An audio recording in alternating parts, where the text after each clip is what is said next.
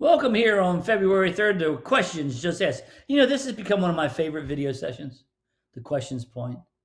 I know we might not agree on the answers all the time. Don't get mad at me.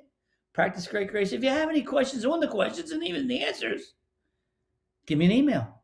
And I'll be glad to address it with you at any time through this series. My name's Chaplain John Ring, and you can reach me at john@hopelowcountry.org. Let's get to the question today. Here's the good question. What is the relationship between the Old and New Testament? They seem totally separate. I get that a lot. I know a gentleman one time who said, I have never read the Old Testament. I just can't get into it.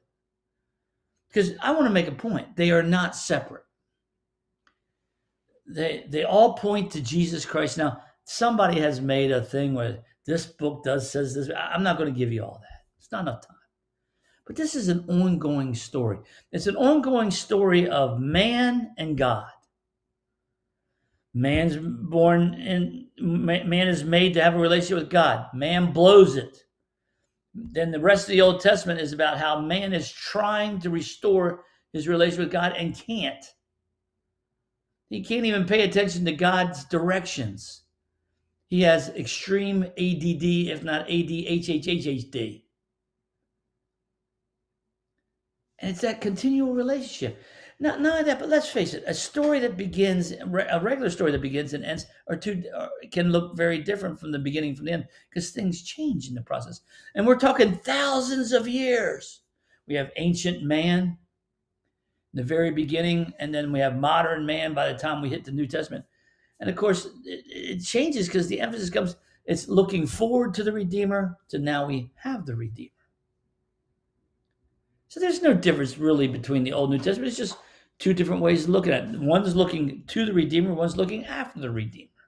Only 4 books take into account the present Redeemer. That's Matthew, Mark, Luke, and John. We call them the Gospels. 3 of them are called Synoptic Gospels, Matthew, Mark, Luke, because they tell basically the same story. John's is a little bit different. John Piper, the great theologian, points out the I am in whom Abraham rejoiced was Jesus. The great I am was Jesus. And he points out that the Lord who motivated Moses was Jesus Christ. The Redeemer who brought him out of Egypt was Jesus. The rock in the wilderness was Jesus. The king of Isaiah's temple vision was the Son of God, Jesus. And we read in Luke 24 where it says, O foolish ones and slow of heart to believe all that the prophets have spoken.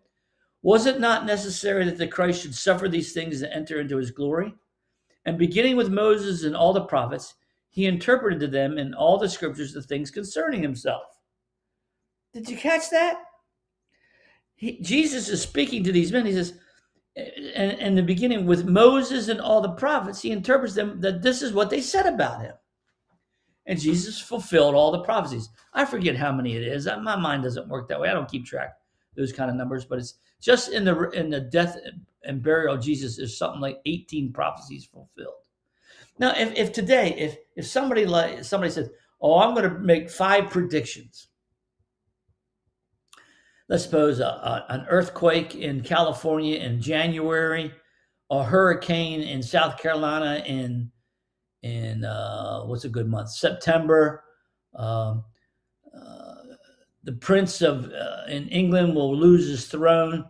The president will die, and I don't know. There'll be a big plane wreck in Russia. And let's suppose all 5 happened in 2020. Let's suppose all in the months. We would be wanting to talk with this guy because just 5 prophecies. Jesus had like 16 to 18 prophecies fulfilled just in this death and burial alone.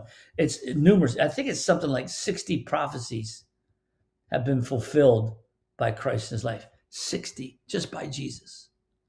Somewhere along the line, you got to wake up and say, this is true. But no, there's no difference between the Old and New Testament. Old just simply looks to Jesus. New looks after Jesus. That's all.